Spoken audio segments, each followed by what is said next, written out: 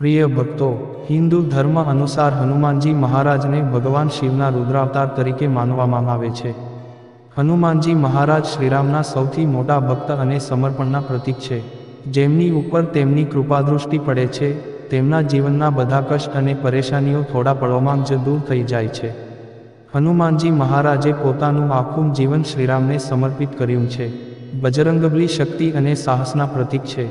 एवं मानवामां आवे छे के जे पण भक्त हनुमानजी महाराजनी नित्य पूजा अर्चना करे छे, तेओ खूब जल्दी तेमने प्रसन्न करी शके छे। आ सिवाय जो तमे हनुमानजी महाराजनी असीम कृपा मेळववा मांगो छो, तो आजे अमे तमने जे मंत्र जणाववाना छीए, तेनो 108 वार जाप मात्र करवाथी ज तमारा परिवार अने बाळको पर कोईपण प्रकारनुं संकट नहीं आवे। आ मंत्रना प्रभाव मनगमतुं फळ अने वरदान प्राप्त थशे। माता पितानी अने बाळकोनी तबियत हमेशा सारी रहेशे। घरना बधा अंदरूनी विखवाद हमेश माटे मटीने जशे। व्यवसायथी लईने नाना मोटा तमाम कार्योमां वृद्धि थशे। हनुमानजी महाराज मात्र प्रसन्न थाय ज नहीं, पण तेमना भक्तोनी तमाम मनोकामनाओ पण पूर्ण करे छे। आ मंत्रने आजे तमारे फक्त 108 वार जाप करवो छे। जो कोई कारणसर तमे आ मंत्रने 108 वार जाप करवामां असमर्थ हो, तो आ मंत्रने तमारा घरमां अथवा दुकानमां मोबाइल पर वगाड़ी 108 वार श्रवण करवुं। जय श्री हनुमान। ओम नमो भगवते पंचवदनाय दक्षिणमुखे करालवदनाय नरसिंहाय सकलशत्रुसंहारणाय स्वाहा। ओम नमो भगवते पंचवदनाय दक्षिणमुखे करालवदनाय नारसिंहाय सकलशत्रुसंहारणाय स्वाहा। ओम नमो भगवते पंचवदनाय दक्षिणमुखे करालवदनाय नारसिंहाय सकलशत्रुसंहारणाय स्वाहा। ओम नमो भगवते पंचवदनाय दक्षिणमुखे करालवदनाय नरसिंहाय सकलशत्रुसंहारणाय स्वाहा। ओम नमो भगवते पंचवदनाय दक्षिणमुखे करालवदनाय नारसिंहाय सकलशत्रुसंहारणाय स्वाहा। ओम नमो भगवते पंचवदनाय दक्षिणमुखे करालवदनाय नारसिंहाय सकलशत्रुसंहारणाय स्वाहा। ओम नमो भगवते पंचवदनाय दक्षिणमुखे करालवदनाय नरसिंहाय सकलशत्रुसंहारणाय स्वाहा। ओम नमो भगवते पंचवदनाय दक्षिणमुखे करालवदनाय नारसिंहाय सकलशत्रुसंहारणाय स्वाहा।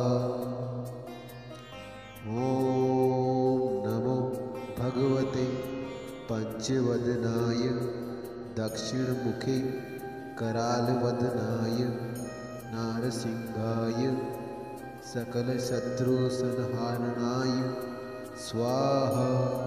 ओम नमो भगवते पंचवदनाय दक्षिणमुखे करालवदनाय नरसिंहाय सकलशत्रुसंहारणाय स्वाहा। ओम नमो भगवते पंचवदनाय दक्षिणमुखे करालवदनाय नारसिंहाय सकलशत्रुसंहारणाय स्वाहा।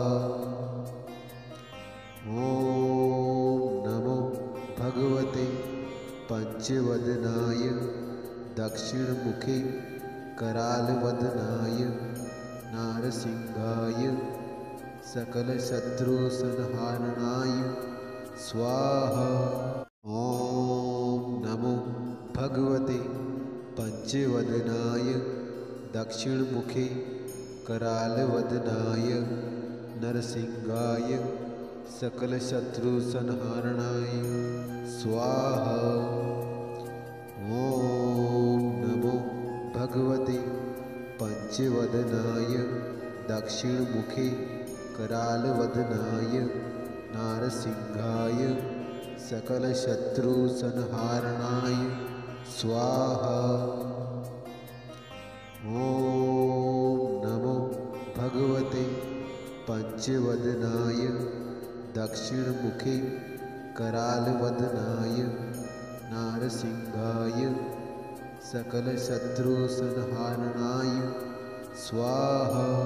ॐ नमो भगवते पंचवदनाय दक्षिणमुखे करालवदनाय नरसिंहाय सकलशत्रुसंहारणाय स्वाहा। ॐ नमो भगवते पंचवदनाय दक्षिणमुखे करालवदनाय नारसिंहाय सकलशत्रुसंहारणाय स्वाहा। ॐ नमो भगवते पंचवदनाय दक्षिणमुखे करालवदनाय नारसिंहाय सकलशत्रुसंहारणाय स्वाहा। ॐ नमो भगवते पंचवदनाय दक्षिणमुखे करालवदनाय नरसिंहाय सकलशत्रुसंहारणाय स्वाहा। ॐ नमो भगवते पंचवदनाय दक्षिणमुखे करालवदनाय नारसिंहाय सकलशत्रुसंहारणाय स्वाहा। ॐ नमो भगवते पंचवदनाय दक्षिणमुखे करालवदनाय नारसिंहाय सकलशत्रुसंहारणाय स्वाहा। ॐ नमो भगवते पंचवदनाय दक्षिणमुखे करालवदनाय नरसिंहाय सकलशत्रुसंहारणाय स्वाहा। ॐ नमो भगवते पंचवदनाय दक्षिणमुखे करालवदनाय नारसिंहाय सकलशत्रुसंहारणाय स्वाहा। ॐ नमो भगवते पंचवदनाय दक्षिणमुखे करालवदनाय नारसिंहाय सकलशत्रुसंहारणाय स्वाहा। ॐ नमो भगवते पंचवदनाय दक्षिणमुखे करालवदनाय नरसिंहाय सकलशत्रुसंहारणाय स्वाहा। ॐ नमो भगवते पंचवदनाय दक्षिणमुखे करालवदनाय नारसिंहाय सकलशत्रुसंहारणाय स्वाहा।